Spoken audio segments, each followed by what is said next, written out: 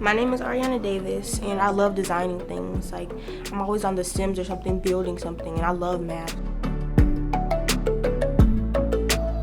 It started at my school. We started having meetings about it, and they just gave us opportunities to join.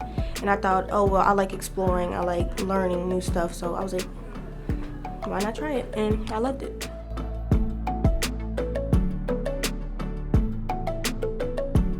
I think it's very important to just have people you could talk to if you ever need them. They focus on high school and how you should build up a relationship with these teachers you're going to be around, and they just teach you how to be friendly and just be someone who you can enjoy being around.